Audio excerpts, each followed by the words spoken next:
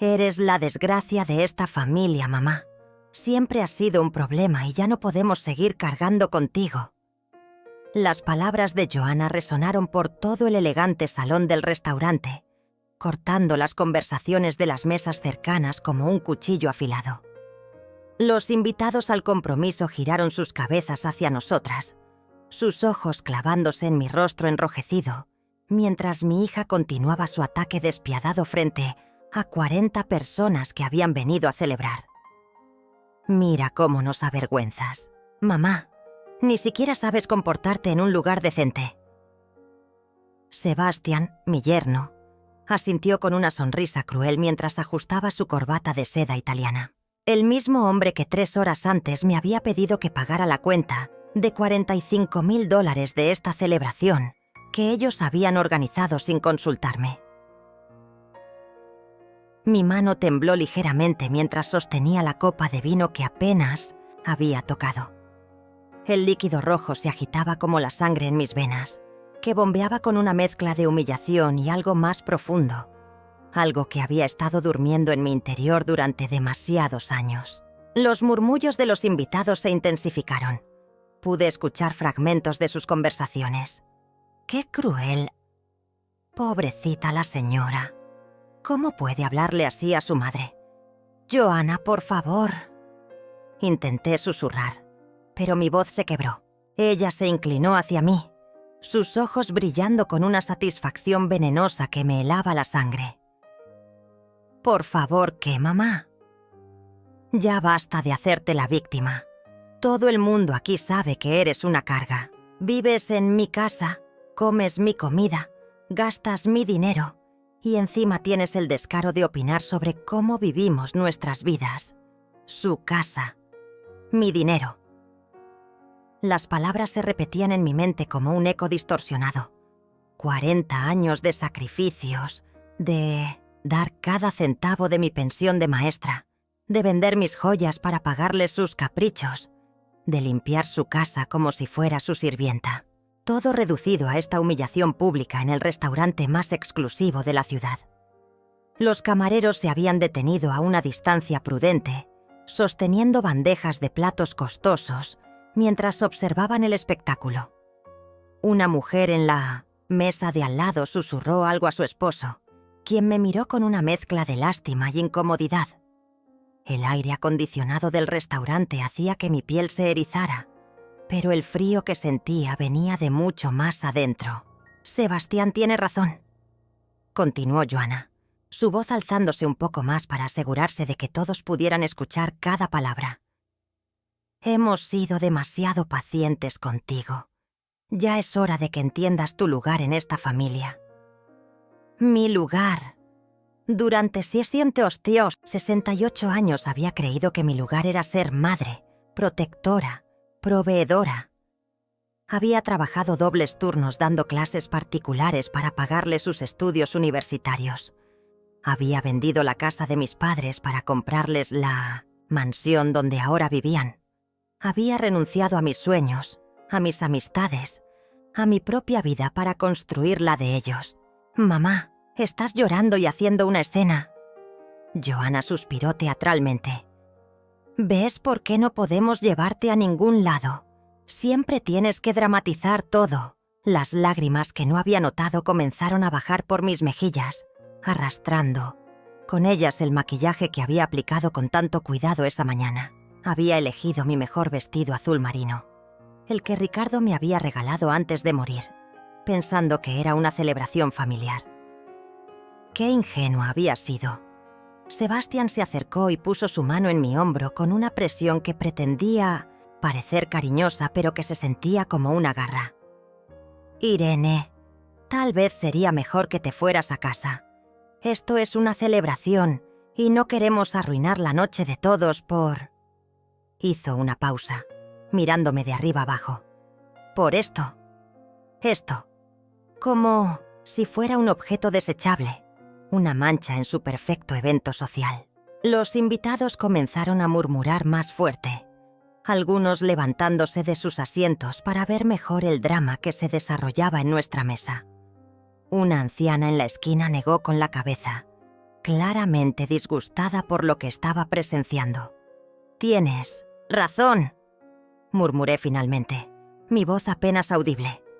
Pero no era la voz de la mujer derrotada que esperaban escuchar. Era algo más tranquilo, más peligroso. «Tienes toda la razón, Joanna». Me levanté lentamente de mi silla, sintiendo cómo cada par de ojos en el restaurante seguía mis movimientos. Mi cartera estaba en el suelo junto a mi silla. Una cartera de cuero negro que había comprado hace 20 años y que contenía más poder del que mi hija podría imaginar. La tomé con cuidado, sintiendo el peso de los documentos que había guardado allí esa misma mañana.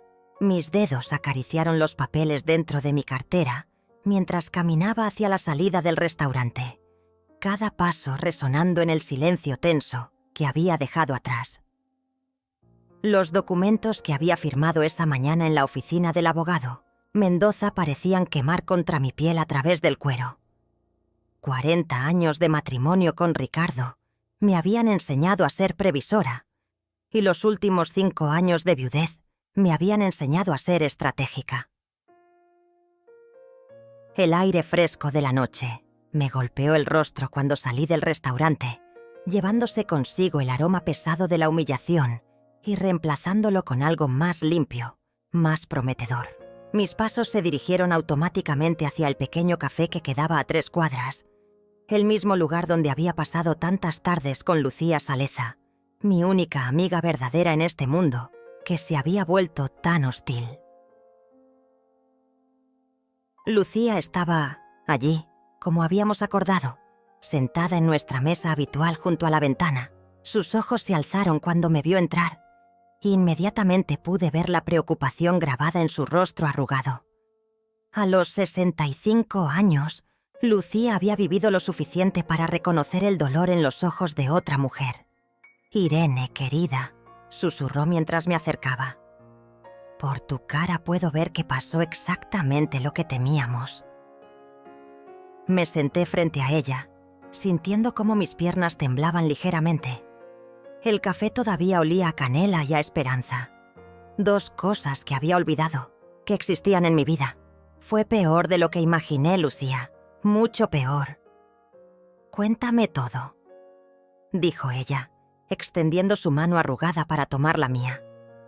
Su piel era suave y cálida, tan diferente del frío contacto de Sebastián en el restaurante. Me llamó la desgracia de la familia. Delante de 40 personas, Lucía. 40 personas que me conocen, que saben lo que he sacrificado por ella. Mi voz se quebró ligeramente, pero había algo diferente en esa quebradura. No era la voz de una mujer destruida, sino de una que finalmente había despertado. Lucía apretó mi mano con más fuerza. «Ay, mi niña, cuánto dolor has soportado en silencio. Pero dime, ¿llevaste los papeles como habíamos planeado?» Asentí, tocando nuevamente mi cartera. «Están todos aquí. Las escrituras originales, el testamento actualizado, los documentos de la cuenta bancaria. Todo lo que necesito para demostrar que esa mansión de $780,000, donde viven tan cómodamente, todavía está a mi nombre. ¿Y el plan? ¿Lo vas a ejecutar?» Por primera vez en años, una sonrisa pequeña pero genuina cruzó mi rostro. «Ya comenzó, Lucía. Ya comenzó». Mientras hablaba, mi mente regresó a esa mañana, cuando había despertado con una claridad que no había sentido desde la muerte de Ricardo. Había algo en el aire, una tensión que me decía que ese día sería diferente. Tal vez había sido la llamada telefónica de Joanna 3 días antes, exigiendo que pagara por su cena de compromiso porque era lo mínimo que podía hacer por su familia. O tal vez había sido la conversación que había escuchado por accidente la semana pasada, cuando llegué temprano a la casa y los encontré en la cocina, hablando sobre cómo sería más fácil cuando yo ya no estuviera allí para complicar las cosas.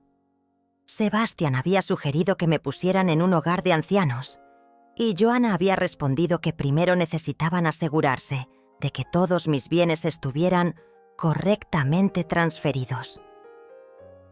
Esa mañana me había levantado antes del amanecer y había tomado una ducha larga y caliente. Había elegido cuidadosamente mi ropa, había desayunado tranquilamente y había tomado el autobús hasta el centro de la ciudad. La oficina del abogado Mendoza estaba en el 13º piso de un edificio de cristal que reflejaba el cielo matutino como un espejo de posibilidades. «Señora Terrazo», había dicho el abogado, un hombre mayor con cabello gris y ojos bondadosos. «¿Estás segura de que quiere hacer estos cambios? Son bastante drásticos». «Completamente segura», había respondido, firmando cada documento con una determinación que me sorprendió a mí misma. «Mi hija ha dejado muy claro que no me considera parte de su familia. Es hora de que aprenda las consecuencias de esa decisión». Ahora, sentada frente a Lucía en nuestro café de siempre, pude sentir el peso de esas decisiones asentándose en mi pecho como una armadura invisible. Los documentos en mi cartera no eran solo papeles, eran mi libertad, mi dignidad, mi futuro. ¿Sabes? ¿Qué es lo más triste de todo esto? Le pregunté a Lucía tomando un sorbo del café que ella había pedido para mí. Que durante todos estos años creí que estaba siendo una buena madre al darles todo. Creí que el sacrificio era amor. «El sacrificio puede ser amor», respondió Lucía sabiamente. «Pero el abuso nunca lo es. Y lo que te han hecho, querida, es abuso». Tenía razón. Años de pequeñas humillaciones que había justificado como carácter fuerte de mi hija. Años de pedidos de dinero que nunca fueron devueltos. Años de vivir como una huésped indeseada en la casa que yo había comprado con el dinero de la venta de la propiedad de mis padres. El sonido de mi teléfono interrumpió mis pensamientos. La pantalla mostraba el nombre de Joana, y por un momento consideré no responder. Pero algo dentro de mí, una curiosidad oscura y satisfactoria, me hizo deslizar el dedo para contestar. «Mamá, ¿dónde estás?» Su voz sonaba diferente ahora, sin la crueldad venenosa de hace una hora. Había una nota de preocupación, casi de pánico, que me resultó extrañamente gratificante. «En el café con Lucía», respondí con una calma que no sabía que poseía. «Necesitas venir a casa, ya. Sebastián está furioso y yo... necesitamos hablar. Estoy cómoda aquí, gracias». Un silencio largo se extendió por la línea. Pude escuchar voces de fondo. La voz de Sebastián preguntando algo que no logré entender. «Mamá, por favor, sé que las cosas se salieron de control en el restaurante, pero... ¿se salieron de control?». La interrumpí, sintiendo como una risa amarga subía por mi garganta. «Joana, me humillaste delante de 40 personas. Me llamaste la desgracia de la familia. Me trataste como si fuera un animal callejero que había entrado por error a su preciosa celebración. Yo estaba estresada. La organización del evento, los gastos, todo ha sido muy difícil para nosotros. Los gastos, $45,000 que habían salido de mi cuenta bancaria sin que me consultaran los detalles. Sebastián había elegido el restaurante más caro de la ciudad. Había pedido el menú más exclusivo. Había invitado a gente que ni siquiera conocía bien. Todo con mi dinero. Y ahora hablaba de estrés. «Difícil para ustedes», repetí lentamente. «Joana, trabajé 40 años como maestra para construir lo que tienen. Vendí la casa de tus abuelos para comprarles esa mansión. He pagado sus cuentas, sus vacaciones, sus caprichos durante 5 años desde que Ricardo murió. Y tú me llamas la desgracia de la familia». «Mamá, ya basta de dramatizar. Ven a casa y hablamos como adultos». «¿Como adultos?» Como si fuera una niña berrinchuda en lugar de la mujer de 68 años que había sacrificado su vida entera por ella. «No voy a casa esta noche». dije finalmente. ¿Qué quieres decir con que no vienes a casa? ¿Dónde vas a dormir? Eso no es tu problema, Johanna. Según tú, ya no soy parte de tu familia. Colgué el teléfono antes de que pudiera responder. Mis manos temblaban ligeramente, pero no de miedo. Era adrenalina pura, la sensación embriagadora de finalmente haber puesto un límite después de años de ser una alfombra para que otros caminaran sobre mí. Lucía me observaba con una mezcla de orgullo y preocupación. ¿Dónde vas a dormir realmente? En el hotel del centro. Ya hice la reservación esta mañana. Lo planeaste todo, ¿verdad? Asentí. Cuando una vive tanto tiempo siendo predecible, la gente olvida que también puede ser estratégica. Había reservado una suite en el Hotel Emperador, el mismo lugar donde Ricardo y yo habíamos pasado nuestra luna de miel 43 años atrás. Había algo poético en regresar allí, en el momento más importante de mi nueva vida. Mi teléfono volvió a sonar. Esta vez era Sebastián. Irene, necesitamos que vengas inmediatamente. Hay un problema con los documentos de la casa y necesitamos tu firma para resolverlo. Un problema con los documentos. Mi sonrisa se hizo más amplia. ¿Qué tipo de problema, Sebastián? Es complicado. Mejor vienes y te explicamos en persona. Estoy ocupada. Irene, esto es serio. Pueden embargarnos la casa si no firmamos estos papeles antes de mañana. Embargo. La palabra flotó en el aire como una campana de advertencia. Por supuesto que había un embargo. Sebastián había estado usando la casa como garantía para sus negocios fallidos, sin decirme. Había descubierto eso también esa mañana, cuando el abogado Mendoza me mostró los documentos que habían intentado procesar sin mi conocimiento. «Qué interesante», murmuré. «¿Y por qué necesitan mi firma?» Porque técnicamente la casa todavía está a tu nombre. Pero sabemos que es solo un tecnicismo, ¿verdad? Tú nos la regalaste cuando nos casamos. Técnicamente, la casa de $780,000 que ellos consideraban suya estaba técnicamente a mi nombre. El mismo nombre que aparecía en todos los documentos originales, en todas las cuentas bancarias, en todos los papeles legales que importaban. Sebastián, dije suavemente, saboreando cada palabra. Jamás les regalé esa casa. Ustedes viven allí porque yo se los permití. Hay una diferencia muy grande entre esas dos cosas. El silencio que siguió fue largo y pesado. Pude escuchar cómo le susurraba algo a Johanna, sus voces cargadas de una urgencia que me llenaba de una satisfacción inesperada. «Irene, no puedes hacer esto. Tenemos derechos. Hemos vivido allí durante 5 años. Como mis invitados. Invitados que, según escuché la semana pasada, están ansiosos porque me vaya a un hogar de ancianos para que no complique más sus vidas». Otro silencio. Esta vez pude escuchar la respiración acelerada de Sebastián del otro lado de la línea. «No sabemos de qué hablas». «Claro que no». Colgué el teléfono y lo puse en silencio.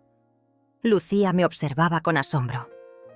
«Ay, Irene, los tienes exactamente donde los querías. Exactamente donde se pusieron ellos mismos». Corregí. Yo solo dejé de rescatarlos de las consecuencias de sus propias decisiones. La habitación del Hotel Emperador tenía la misma vista al parque que recordaba de mi luna de miel, pero esta vez las luces de la ciudad me parecían diferentes, más brillantes, más llenas de posibilidades. Me serví una copa de vino tinto del minibar y me senté junto a la ventana, observando cómo la vida nocturna se desarrollaba allá abajo, mientras mi teléfono vibraba incesantemente sobre la mesa de noche. 15 llamadas perdidas de Johanna, 12 de Sebastián, 3 mensajes de texto que no me molesté en leer.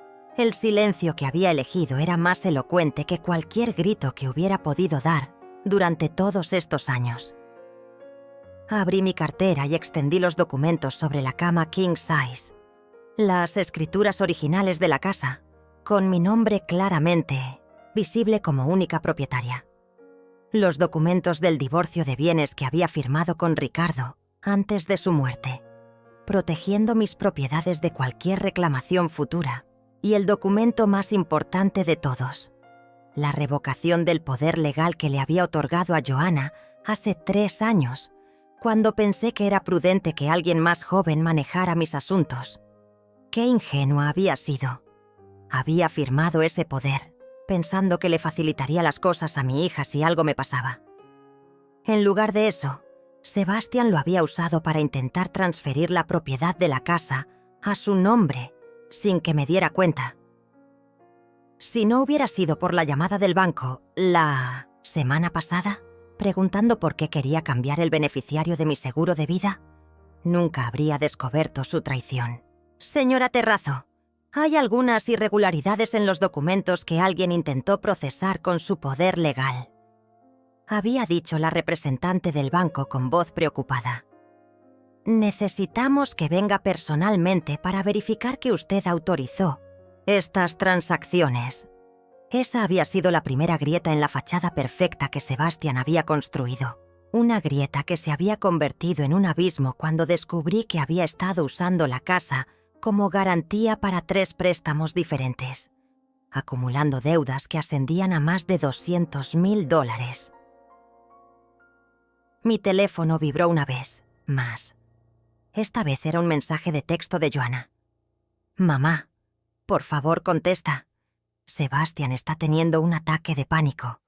Los acreedores van a venir mañana temprano y si no firmamos los papeles, nos van a quitar la casa. No puedes hacernos esto. No puedo hacerles esto». Como si yo fuera la culpable de sus decisiones, de su avaricia, de su completa falta de respeto hacia la mujer que les había dado todo. Tomé otro sorbo de vino y marqué el número del abogado Mendoza. A pesar de ser casi las 10 de la noche, contestó al segundo timbre. «Señora Terrazo, ¿cómo está? Esperaba su llamada». «Todo salió exactamente como usted predijo, doctor Mendoza. Necesitan mi firma para evitar el embargo». «¿Y cuál es su decisión?». La pregunta flotó en el aire cargado de posibilidades. 40 años de matrimonio me habían enseñado que las decisiones más importantes de la vida rara vez se tomaban en momentos de calma.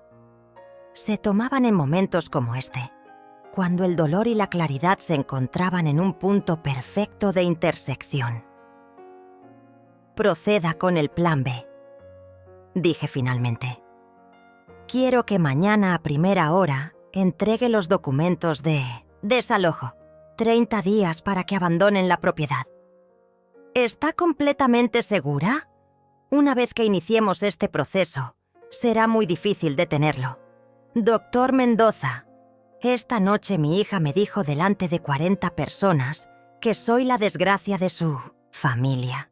Mi yerno ha estado robándome durante años, usando mi propiedad como su cajero personal. Estoy más segura de esto que de cualquier otra cosa en mi vida». «Entendido. Los documentos estarán listos mañana a las 8 de la mañana». Después de colgar, me quedé sentada en silencio durante varios minutos. El vino me había relajado lo suficiente para permitir que los recuerdos fluyeran libremente. Recordé cuando Joanna era pequeña y solía acurrucarse conmigo en el sofá, leyendo cuentos de princesas que siempre terminaban con finales felices. Recordé cuando se graduó de la universidad y me abrazó llorando, diciéndome que era la mejor madre del mundo. Recordé también cuando conoció a Sebastián, cómo cambió gradualmente de ser mi hija cariñosa a ser una extraña que solo me llamaba cuando necesitaba dinero, cómo las visitas se habían vuelto más espaciadas, las conversaciones más cortas, los abrazos más fríos. El punto de quiebre había sido cuando Ricardo murió. En lugar de consolarme en mi dolor, Joanna había aparecido en el funeral preguntando cuándo iba a resolver el tema de la herencia. como si la muerte de mi esposo fuera simplemente un trámite burocrático que la estaba inconveniendo. Mi teléfono sonó nuevamente. Esta vez contesté. Mamá, gracias a Dios. Escucha, Sebastián habló con su abogado y podemos arreglar todo esto. Solo necesitamos que vengas mañana temprano y firmemos algunos papeles. Todo volverá a la normalidad. La normalidad, repetí, lentamente. Tu normalidad es tratarme como una sirvienta en mi propia casa. Tu normalidad es humillarme públicamente. Tu normalidad es robarme y mentirme. No seas dramática, mamá. Nadie te robó nada. Joanna, tu esposo usó mi casa como garantía para 3 préstamos sin decirme. Eso se llama fraude. Un silencio largo se extendió por la línea. Finalmente escuché la voz de Sebastián de fondo, diciéndole algo que no pude entender. Mamá, esos son solo tecnicismos legales. Nosotros somos familia. La familia se apoya. Tienes razón, dije suavemente. La familia se apoya. Pero tú acabas de decirme que no soy parte de tu familia. Así que supongo que ya no tengo obligación de apoyarte. No puedes estar hablando en serio. Mañana a las 8 de la mañana van a recibir los documentos de desalojo. Tienen 30 días para abandonar mi propiedad. El grito que siguió fue tan agudo que tuve que alejar el teléfono de mi oreja. Esto es imposible. No puedes echarnos. Esta es nuestra casa. El grito de Joanna atravesó el auricular con una desesperación que jamás había escuchado en su voz. Era el sonido de alguien que finalmente se daba cuenta de que su castillo de naipes estaba colapsando. Es mi casa, Joanna. Siempre ha sido mi casa. El hecho de que te hayas olvidado de eso no cambia la realidad legal. Mamá, Sebastián está llorando. Está completamente destrozado. No puedes hacerle esto a tu propia familia. Sebastián llorando. El mismo hombre que 3 horas antes me había mirado con desprecio y me había sugerido que me fuera del restaurante para no arruinar su perfecta velada. Ahora lloraba porque sus planes de robarme se habían desmoronado. Joanna, hace exactamente 4 horas me dijiste que era la desgracia de tu familia.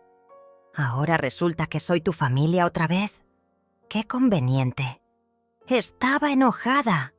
La gente dice cosas cuando está enojada. La gente borracha o drogada dice cosas cuando está alterada. Tú estabas completamente sobria y calculadora. Cada palabra que dijiste fue deliberada, diseñada para humillarme de la manera más dolorosa posible. Pude escuchar cómo le pasaba el teléfono a Sebastián. Su voz sonaba ronca, quebrada por el llanto que aparentemente era real. Irene, por favor.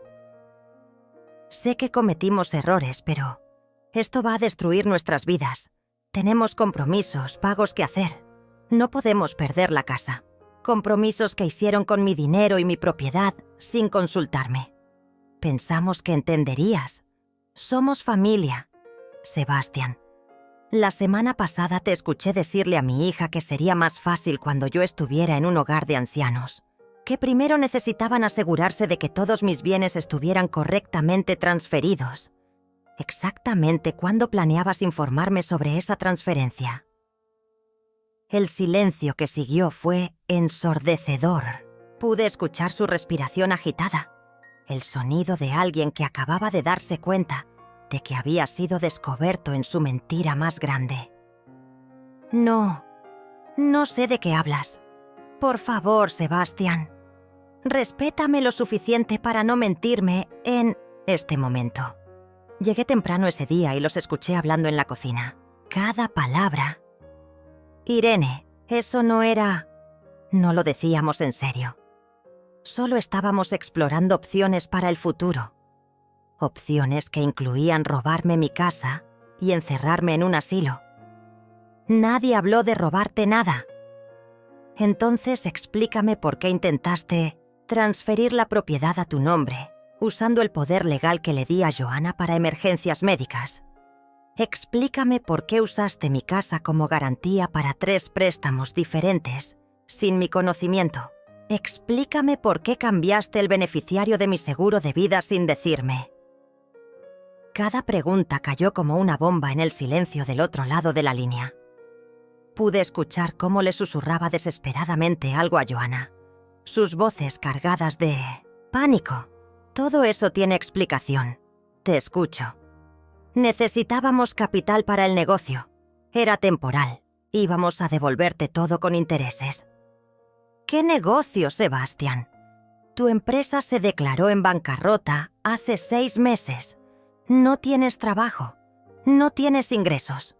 La única razón por la que no están viviendo en la calle es porque yo he estado pagando todas sus cuentas.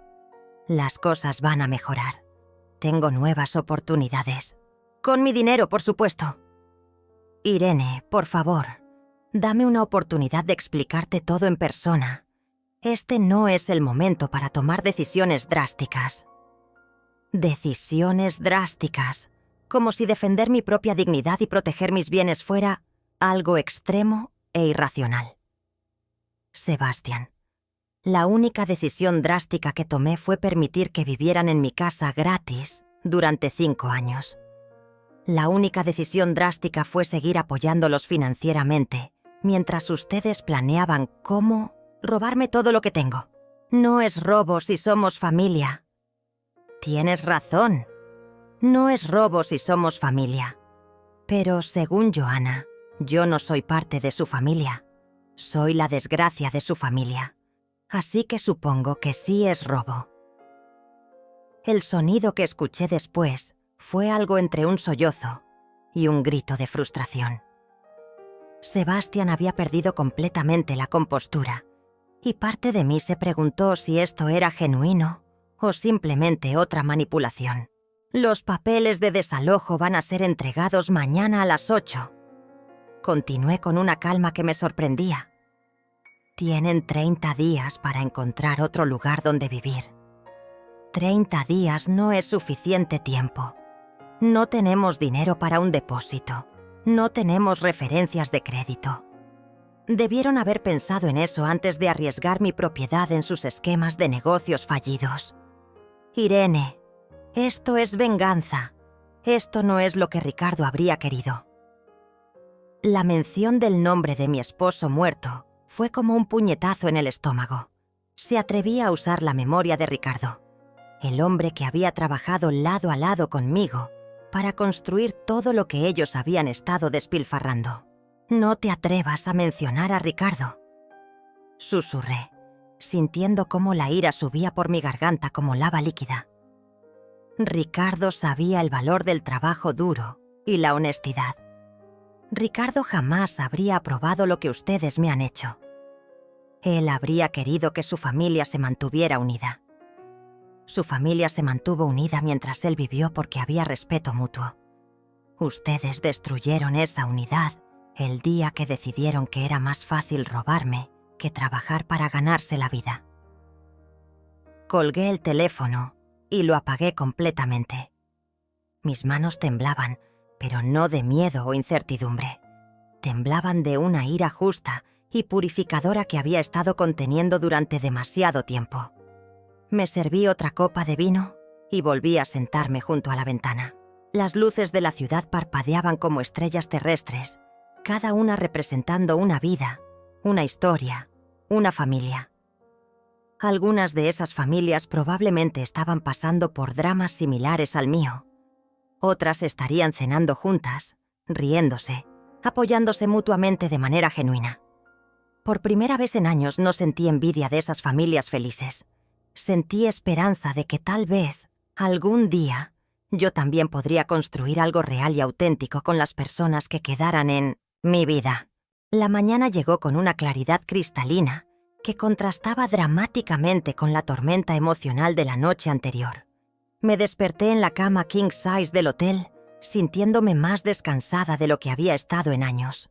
Por primera vez en mucho tiempo, había dormido sin la ansiedad constante de preguntarme qué nueva humillación o demanda financiera me esperaría al despertar.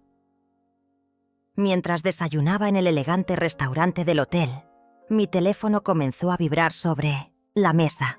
Lo había encendido apenas unos minutos antes y ya mostraba 32 llamadas perdidas acumuladas durante la noche. 24 de Joanna, 8 de Sebastian. También había una larga lista de mensajes de texto que decidí revisar mientras saboreaba mi café y mis tostadas con mermelada de fresa. Mamá, por favor, llámame. Necesitamos hablar. Sebastian no ha dormido en toda la noche. Está enfermo de preocupación. No puedes hacer esto. Somos tu familia. Los acreedores vinieron a las 6 de la mañana.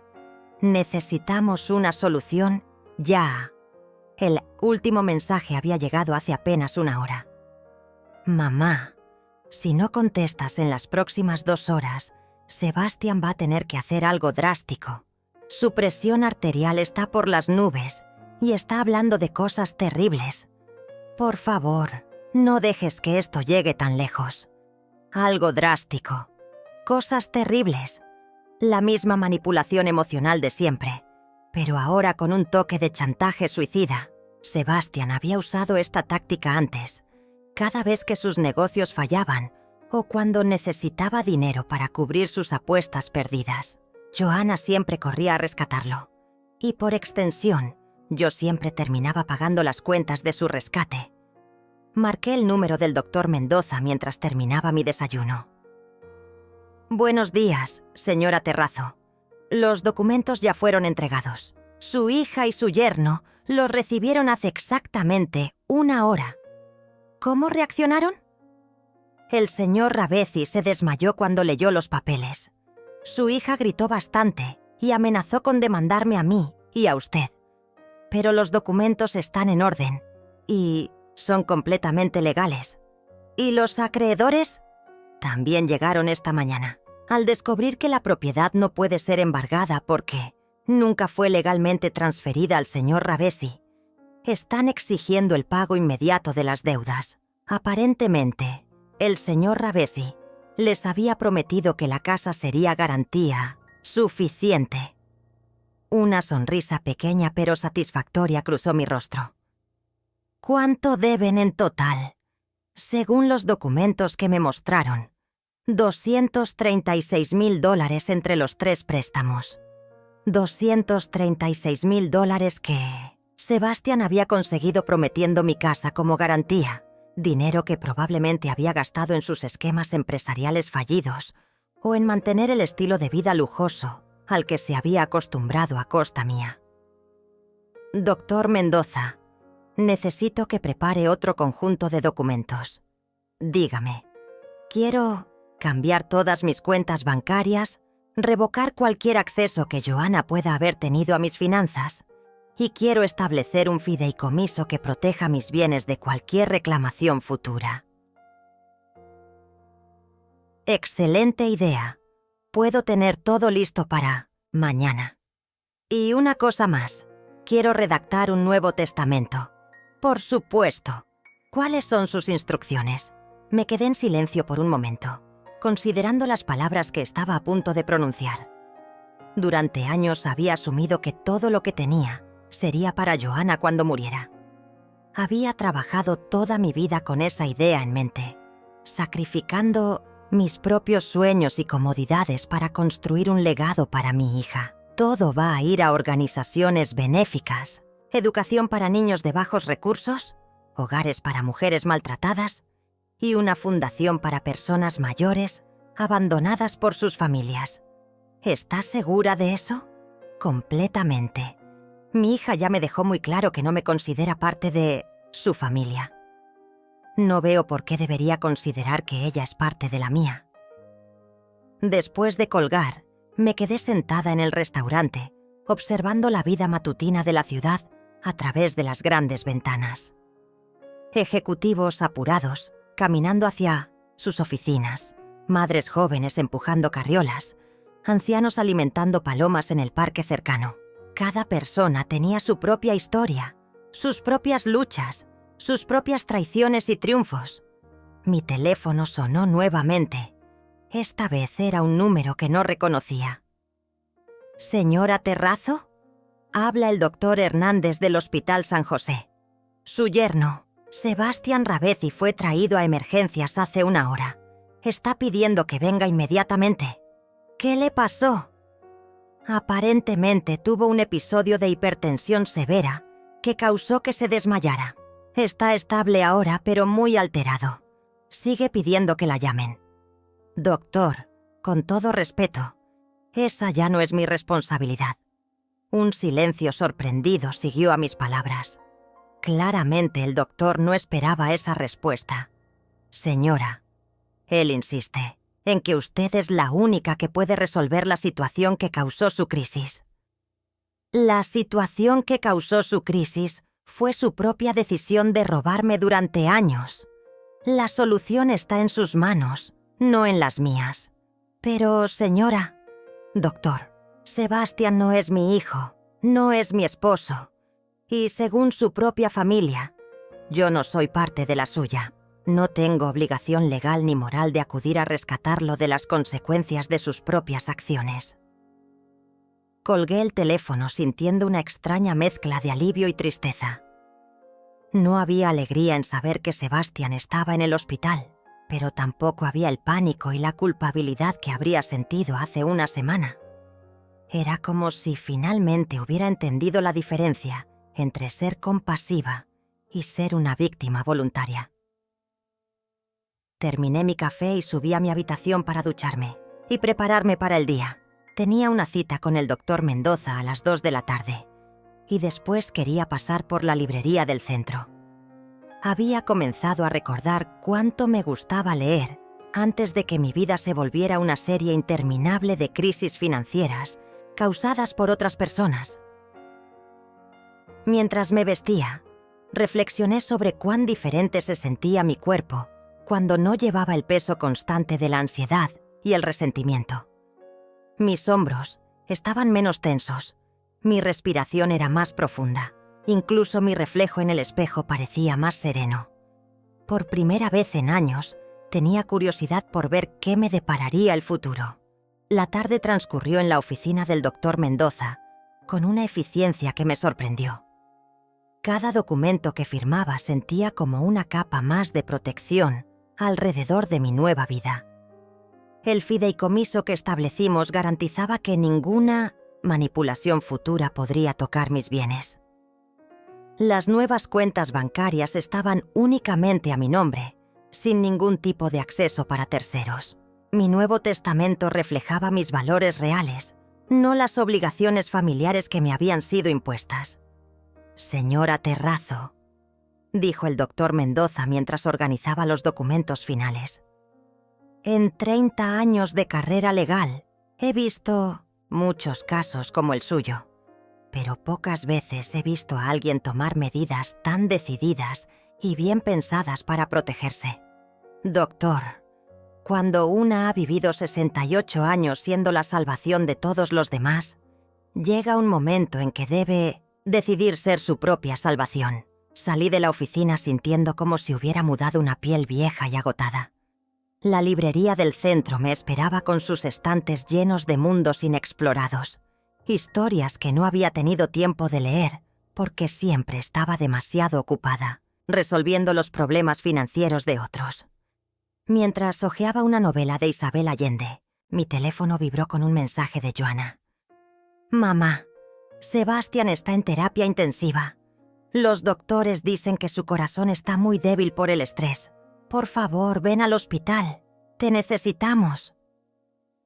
Me quedé mirando el mensaje durante varios minutos. La versión anterior de mí habría salido corriendo del hospital, cargada de culpabilidad y dispuesta a firmar cualquier documento que me pusieran enfrente para salvar a Sebastián. Esa Irene habría creído que era responsable de su salud, de su bienestar, de su futuro. Pero esa Irene había muerto en el restaurante la noche anterior, cuando su propia hija la llamó la desgracia de la familia. Respondí: «Lamento escuchar sobre su salud. Espero que se recupere pronto. Pero como me dejaron muy claro ayer, yo no soy parte de su familia». La respuesta llegó inmediatamente. ¿Cómo puedes ser tan cruel? Es tu yerno. Es el hombre que me robó durante años y que planeaba encerrarme en un asilo para quedarse con todos mis bienes. Mi crueldad es nada comparada con la suya. No hubo respuesta después de eso. Compré 3 libros y regresé al hotel, donde ordené la cena al servicio a cuartos y me instalé en la cómoda butaca junto a la ventana. Era extraño comer sin la tensión constante de preguntarme si Joanna o Sebastian aparecerían con alguna nueva crisis que requiriera mi dinero o mi atención. A las 9 de la noche, tocaron la puerta de mi habitación. A través de la mirilla, pude ver a Joanna parada en el pasillo, con el cabello despeinado y los ojos hinchados de llorar. Había algo casi cómico en ver a la mujer que ayer me había humillado públicamente, ahora parada frente a mi puerta, como una suplicante. «Mamá, sé que estás ahí. Por favor, abre la puerta». Me quedé en silencio, observándola a través de la mirilla. «Mamá, Sebastian casi se muere hoy. Los doctores dicen que si no reduce el estrés, puede tener un infarto real. Necesitas ayudarnos a resolver esto. Ayudarlos a resolver esto». Como si el problema fuera algo que nos había caído del cielo, a todos por igual, en lugar de ser el resultado directo de sus propias decisiones. «Mamá, los acreedores nos están amenazando. Dicen que si no pagamos mañana van a embargar todo lo que tenemos. Van a tomar nuestros carros, nuestros muebles, todo. Todo lo que tenían había sido comprado con mi dinero. Los carros de lujo que manejaban, los muebles caros, las joyas de Joanna, incluso la ropa que llevaba puesta. Todo había salido de mi cuenta bancaria a lo largo de los años. Sé que estás enojada conmigo», continuó, su voz quebrándose. «Sé que dije cosas terribles anoche, pero no puedes castigar a Sebastian por mis errores. Sebastian no había sido castigado por los errores de ella. Sebastian estaba sufriendo las consecuencias de sus propios fraudes. Pero Joanna había pasado tantos años culpando a otros por los problemas de su esposo que probablemente ya no podía ver la diferencia. «Mamá, si no nos ayudas vamos a perder todo. Vamos a quedar en la calle». La calle. El mismo lugar donde yo habría terminado si hubiera seguido permitiendo que saquearan mis finanzas sin límite. La diferencia era que yo había trabajado 40 años para construir lo que tenía, mientras que ellos habían pasado 5 años destruyendo lo que no habían ganado. «Por favor, mamá, solo esta vez más. Te prometo que todo va a cambiar». Esta vez más. Las mismas palabras que había escuchado docenas de veces a lo largo de los años. Cada crisis era la última vez. Cada préstamo era temporal. Cada promesa de cambio era genuina, hasta que se volvía conveniente romperla. Después de 10 minutos más de súplicas, Joanna finalmente se fue. La escuché caminar por el pasillo, sus tacones haciendo eco en el silencio del hotel. Probablemente regresaría al hospital para contarle a Sebastian que su plan de usar su salud como chantaje emocional había fallado. Me serví otra copa de vino y abrí uno de los libros que había comprado. Era una historia sobre una mujer mayor que descubría su propia fuerza después de años de ser invisible en su propia vida. Mientras leía, no pude evitar sonreír ante las similitudes con mi propia situación. La diferencia era que mi historia estaba apenas comenzando, mientras que la suya ya tenía un final feliz garantizado entre las páginas del libro. Mi teléfono vibró una última vez esa noche. Era un mensaje de texto de un número desconocido. «Señora Terrazzo, soy el abogado de Sebastian Ravesi. Necesitamos discutir un arreglo legal para evitar acciones más drásticas. Por favor, contácteme mañana».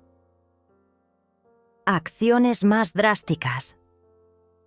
Me preguntaba qué podrían ser más drásticas que robar la casa de una anciana y planear encerrarla en un asilo.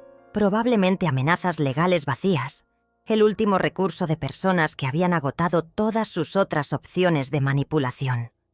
Apagué el teléfono y regresé a mi libro. Por primera vez en años, el mañana me parecía lleno de posibilidades, en lugar de obligaciones. La mañana del día 29 llegó con una lluvia suave que golpeaba las ventanas del hotel como lágrimas resignadas. En unas pocas horas, el plazo de desalojo que había impuesto vencería oficialmente. Durante las últimas 3 semanas, había mantenido mi silencio mientras Joanna y Sebastian intentaban cada táctica de manipulación en su arsenal.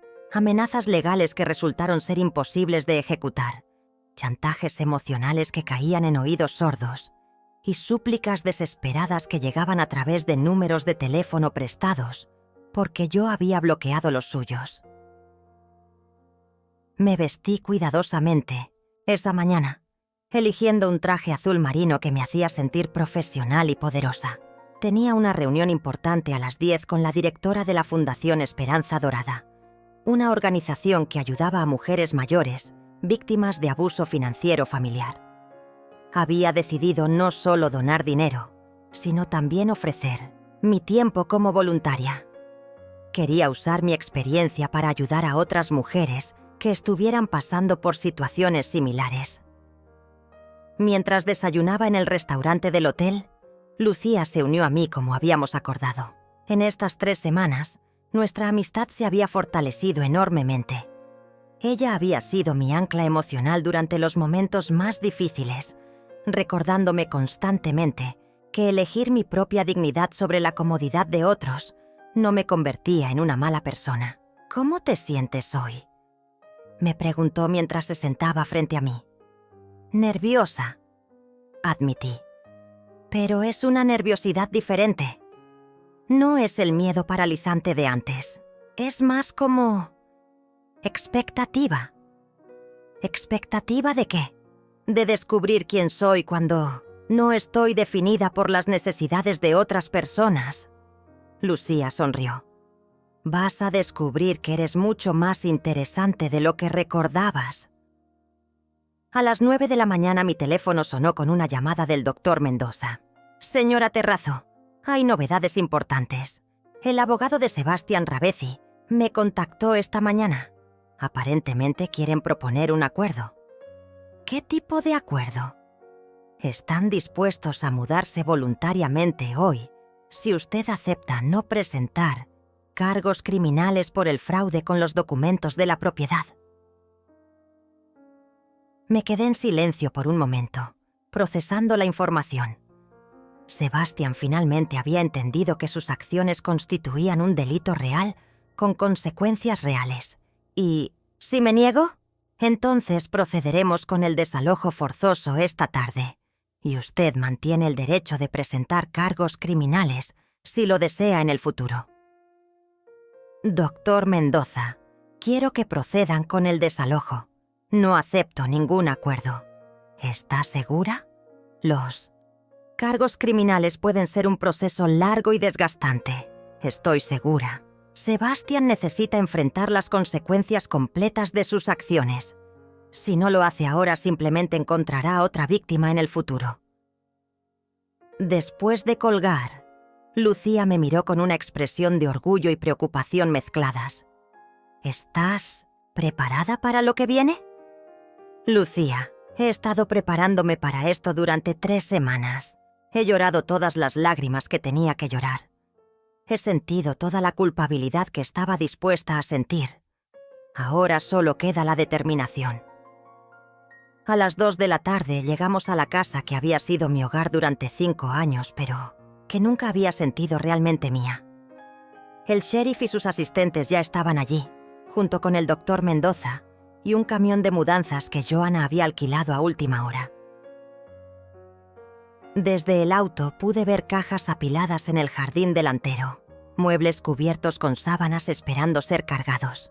Sebastián estaba sentado en los escalones del porche, con la cabeza entre las manos, mientras Joanna dirigía a los cargadores con una expresión de furia barely contenida.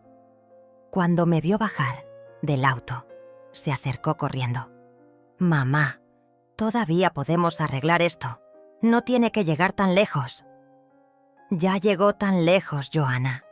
Llegó tan lejos el día que decidiste humillarme públicamente y llamarme la desgracia de tu familia. Estaba enojada. La gente dice cosas estúpidas cuando está enojada. No, Joanna. La gente revela sus verdaderos sentimientos cuando está enojada. Finalmente dijiste en voz alta lo que habías estado pensando durante años. Sebastian se acercó, caminando lentamente como un hombre derrotado. Había perdido peso en estas 3 semanas y tenía ojeras profundas que le daban una apariencia casi fantasmal. Irene, por favor, te devuelvo todo. Cada centavo que tomé prestado. Solo dame tiempo para reconstruir mi negocio. Sebastian, no. Tomaste prestado nada. Robaste. Y no tienes ningún negocio que reconstruir porque nunca tuviste uno real para empezar. Todo esto por venganza, murmuró Joanna. Estás destruyendo tu propia familia por venganza. No, Joanna, estoy protegiendo lo que queda de mi dignidad y mi futuro. Ustedes destruyeron esta familia hace años. Yo solo dejé de fingir que seguía intacta. El sheriff se acercó con una expresión profesional, pero no unkind. Señora Terrazo, necesitamos que confirme que quiere proceder con el desalojo. Proceda, sheriff. Tienen 1 hora para terminar de sacar sus pertenencias. Mientras observaba cómo sacaban los últimos muebles de la casa, sentí una extraña mezcla de tristeza y liberación. Esta casa había sido testigo de algunos de los años más difíciles de mi vida, pero también había sido el escenario de mi transformación de víctima a sobreviviente. Joanna hizo un último intento, acercándose a mí con lágrimas en los ojos. Mamá, soy tu única hija. Soy todo lo que te queda de papá. No, Joanna, tú eres lo que elegiste ser. Y elegiste ser alguien que no reconozco ni respeto. Mi hija murió el día que decidiste que era más fácil robarme que amarme. No puedes estar hablando en serio. Nunca he hablado más en serio en mi vida. El camión de mudanzas se alejó 1 hora después, llevándose consigo los últimos vestigios de la vida que había construido para personas que nunca la valoraron. Sebastian y Joanna se fueron en su auto, sin decir una palabra final, sin mirar atrás. Me quedé parada en el jardín de la casa vacía, sintiendo cómo la lluvia se había detenido y el sol comenzaba a filtrarse a través de las nubes. El sheriff se acercó una última vez. Señora, ¿va a estar bien? Esto nunca es fácil, incluso cuando es lo correcto. Voy a estar más que bien, sheriff. Por primera vez en años, voy a estar libre. Parte 9, 6 meses después, me desperté en mi nuevo apartamento con la luz dorada del amanecer, filtrándose a través de las cortinas de lino blanco que había elegido cuidadosamente. Este pequeño pero elegante espacio de 2 habitaciones en Font-Mercientos, el centro de la ciudad, se había convertido en mi santuario personal, decorado con muebles que reflejaban mi gusto real, no las preferencias de otras personas que había estado complaciendo durante décadas. La casa grande había sido vendida 3 meses atrás a una familia joven con 3 hijos que llenaron cada habitación de risas y vida nueva. Con el dinero de la venta, había comprado este apartamento al contado y había establecido un fondo de inversión que me daba independencia financiera completa. Ya no dependía únicamente de mi pensión de maestra y por primera vez en mi vida adulta tenía dinero para mis propios sueños. Me vestí con el uniforme azul claro de la Fundación Esperanza Dorada, donde ahora trabajaba como consejera voluntaria 3 días a la semana. En estos meses había ayudado a 17 mujeres mayores a escapar de situaciones de abuso financiero familiar. Cada caso me recordaba lo común que era mi experiencia y lo extraordinario que era haber encontrado la fuerza para salir de ella. Buenos días, Irene. Me saludó Marilena, la recepcionista de la fundación, cuando llegué a las oficinas. Tienes una cita nueva a las 10. una señora de 72 años cuyo hijo le ha estado robando su pensión. Preparemos su expediente, respondí, sintiendo la familiar combinación de tristeza por otra víctima y determinación de ayudarla a encontrar su camino hacia la libertad. La mañana transcurrió con la rutina reconfortante del trabajo significativo. Durante el almuerzo, Lucía y yo nos encontramos en el pequeño café que se había convertido en nuestro lugar habitual. Ella había notado el cambio en mí desde el primer día, pero ahora parecía asombrada por la transformación completa.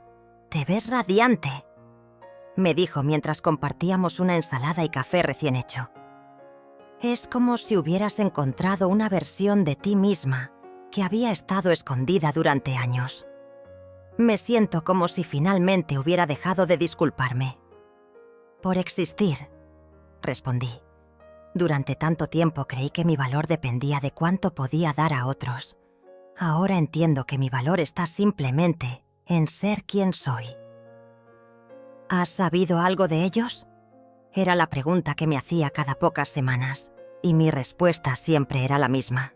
«No, y espero que siga así». Lo que no le dije a Lucía era que sí había sabido algo, indirectamente. El doctor Mendoza me había informado que Sebastián finalmente había sido arrestado por fraude inmobiliario en otro caso similar. Aparentemente, después de perder mi casa, había intentado el mismo esquema con una viuda de 80 años en el otro lado de la ciudad. Esta vez, sin embargo, el hijo de la señora era abogado y Sebastián había sido descubierto antes de poder completar su estafa. Joana había intentado contactarme una vez a través del abogado, pidiendo dinero para la fianza de Sebastián.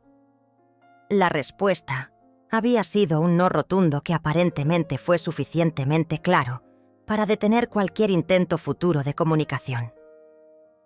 Por la tarde regresé a mi apartamento y me preparé para mi clase de pintura de las 6. A los 68 años, había descubierto que tenía talento para los paisajes al óleo, algo que nunca habría sabido si hubiera seguido gastando todo mi tiempo y energía en resolver los problemas de otras personas. Mientras mezclaba colores, en mi paleta reflexioné sobre el camino que me había llevado hasta aquí. La humillación en el restaurante había sido el momento más doloroso de mi vida, pero también había sido el catalizador para la transformación más importante. Sin ese momento de claridad brutal, probablemente habría seguido siendo la víctima silenciosa de mi propia familia hasta el día de mi muerte. Mi teléfono sonó mientras pintaba. Era un número desconocido, lo que inmediatamente me puso en alerta. Dudé por un momento antes de contestar. «¿Señora Terrazo?» Habla Elena Morales de la oficina del fiscal del distrito. Estamos preparando el caso criminal contra Sebastián Ravezzi y necesitamos que venga a testificar la próxima semana. «Por supuesto», respondí sin vacilar. «Estaré allí. Señora, quiero que sepa que su valentía al presentar los cargos originales fue fundamental para proteger a otras víctimas potenciales. El señor Ravezzi tenía una lista de al menos 6 mujeres mayores a las que estaba investigando para futuros fraudes». Después de colgar, me quedé sentada en silencio durante varios minutos. 6 mujeres que ahora estaban a salvo porque yo había elegido la justicia sobre la falsa paz familiar.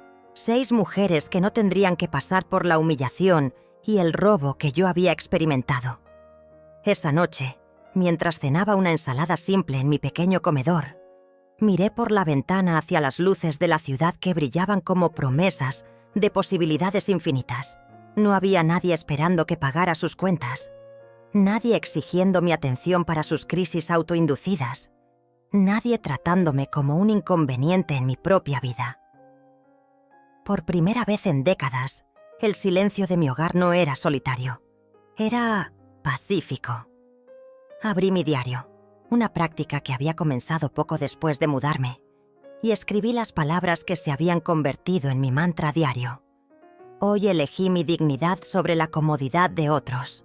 Hoy recordé que el amor real no requiere que me anule a mí misma para existir. Cerré el diario y me serví una copa pequeña de vino tinto, el mismo tipo que había estado bebiendo la noche que cambié mi vida para siempre en el Hotel Emperador. Mientras saboreaba cada sorbo, sonreí pensando en todas las mañanas que me esperaban, mañanas en las que despertaría siendo dueña de mi propia vida. El teléfono permaneció en silencio.